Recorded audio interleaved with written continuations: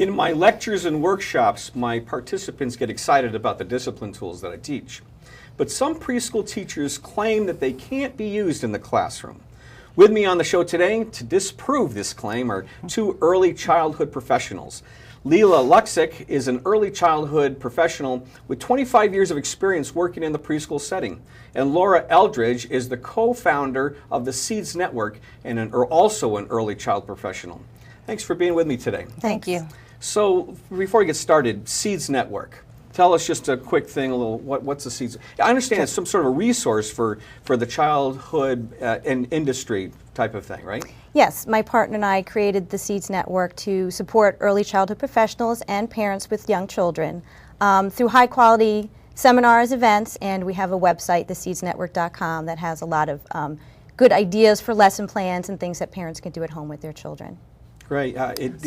There's so much need for knowledge and information, so your resource is awesome.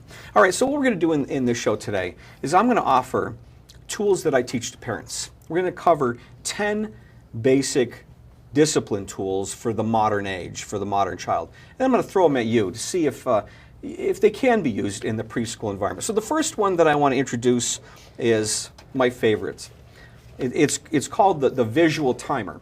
Visual timer is a way for us to teach children about not time itself, but the passing of time. Okay? Because one of the things that's important is children get lost in their activities.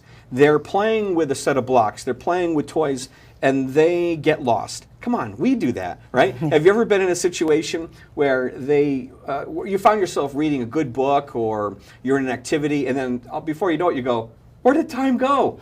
Holy smokes, what's going on here? Well, kids experience that on a regular basis. They're doing it all the time. So what do parents tend to use right now is they're using audible timers. They typically use the range timer, they use the microwave timer, and then before you know it, the timer goes off and the parents are saying, come on, let's go, it's time to shut Webkins off, or it's time to shut the TV off. And they're going, wait, come on, you're not fair. I need more time, right? And we get into that kind of argument with them. Exactly. So through visual timers like this, the parent or the teacher sets the time, and then what happens is the clock system slowly drags the red dial back until time is out. Then the child can visually say, ow, I get it now. So let me ask you, can this device be used in the preschool environment? By all means. I actually remember myself putting it up on a regular clock and making it myself. In the early education, they teach you to bring out pictures of the day, the schedule, group time, washing up or going outside, lunchtime. So they have a visual, but like you're saying, while they're engrossed into something, that time goes past and there's nothing around for them to know how much time they do have to complete something.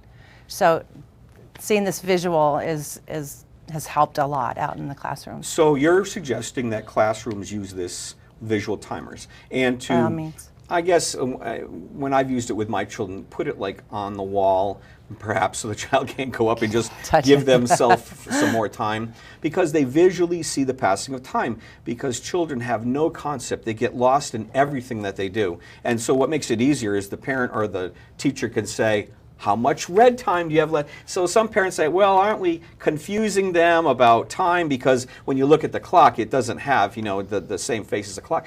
I say it doesn't matter. They'll learn how to tell time in good time. Right now, they need to understand about the passing of time, correct? Passing of time, Correct. Exactly. Okay. I mean, we've used it many times during center time before it's time to clean up. We'll kind of maybe ring a bell and let them know, okay, let's look at our timer. We only have about 5 minutes left, and then they can, now that stops from what they're doing, they can focus and look at how much time is left, and they realize Exactly. that they're going to be Okay. cleaning up shortly. Okay, good. So that's the first tool.